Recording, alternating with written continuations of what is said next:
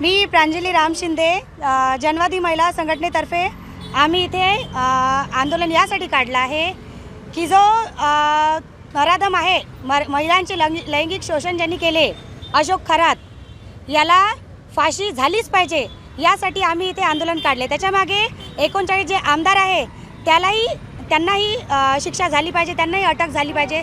त्यासाठी आम्ही इथे सिटूतर्फे जनवादी महिला संघटनेतर्फे आंदोलन काढलेले आहेत।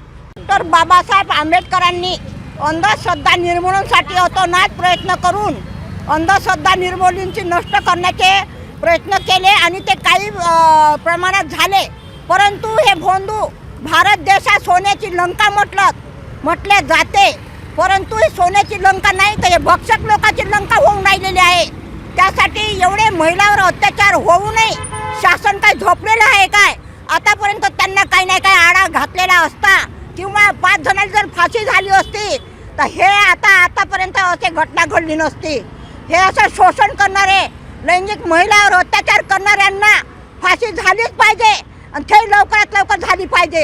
हे आमदार खासदार फक्त आपल्या राजकारणासाठी इस्तेमाल करून हे बायांचं एवढं लैंगिक शोषण होऊ नये, हे काय झोपलेले आहेत काय? यांना फाशी झाली पाहिजे, हे अत्याचार बंद झालेले पाहिजे आणि झालेच पाहिजे, नाही तर आम्ही रस्त्यावर उतरून आत्मदहन केल्याशिवाय राहणार नाही आहे।